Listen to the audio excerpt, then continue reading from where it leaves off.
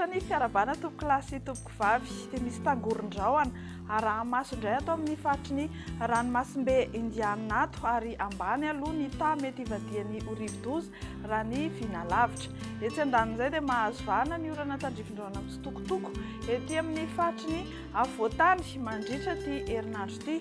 Mahakasika ny maripana indray dia ahitana fidinana misongadina ny faritra atsimo Madagasikara any amin'ny alarobia ary mihitatra amin'ny ilany atsinanan'ny Avoatany zany ny alakamisy. Hiakatra tsikelikely kosa ny taremarika ny maripana ao aorian'izay. Avy hatrany dia nitoetry ny andro no vinavinaina ao amin'ny rapitsy talata 15 ny volana oktobra 2024 no arosantsika ho amin'ny maraina dia andrahoana ny andro any Anosy Be sy Samborano ary manodidina azy any. Mety ho arahana orana tandrifin-drahona kosa zany any amin'ny Menabe sy ny manodidina azy. Ifandimby ny rahona sy ny masoandro ny amin'ny faritra sisa rehetra. Ho amin'ny rapitsy tolakandro dia anorana tandrifin-drahona manomboka any Anosy Be Samborano any tahak'izay ihany koa aty fitovinany aty mahazo any atsimo atsinanana sy Taolagnaro. Andrahoana fa mety ho arahana orana tandrifin-drahona mitsitokotoko ny amin'ny faritry ny Avoatany rehetra, izany hoe manomboka any Abongolava, Itasy, mahazo any Vakinakaratra, Amoronmany, Hotomatsiatra, Iorombe, Melaky tahak'izay ihany koa ny any amin'ny faritra Anosy iny. Ny ankoatr'izay moa dia ifandimby eo ny Malika sy ny Mibalika. Mahakasika ny maripana ho amin'izay andro ny alarobia izay araka izao hitantsika amin'ny sary izao dia 20 degré celsius ny mangatsika.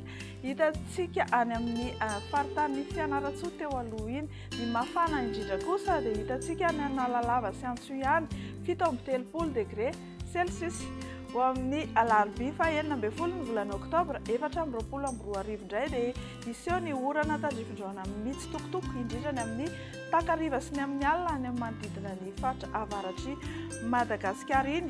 Tahak'izay ihany koa ny ilany atsinanan'ny faritry ny Avoatany, ny Atrotany rehetra aty atsimo ary ny aty amin'ny morontsiraka afovoany atsinanan'ny Madagasikara. Ho amin'izay andro ny alarobia izay araka nefa voalaza teny am-piandohana dia ahitana fidinana misongadina ny amin'ny maripana any atsimon'ny Madagasikara arak'izao hitantsika amin'ny sary izao dia 30 hatramin'ny 20 degré celsius ny any amin'ny tendrony atsimony Nositsika iny ny aty amin'ny Avoatany kosa manodidina ny 7 hatramin'ny 30 degré celsius.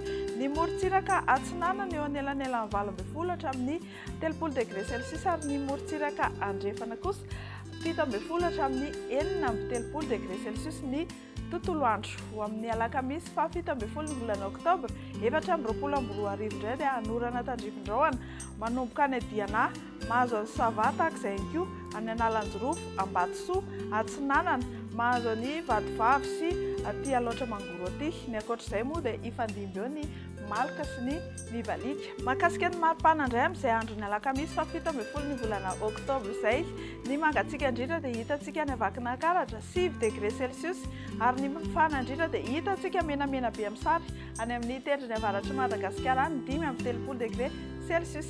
Eny ary dia hatreo indray no mamarana ny meteo antsika ho amin'ity alina ity mirary herinandro mahafinaritra ho an'ny rehetra. Mandra-peona tompoko.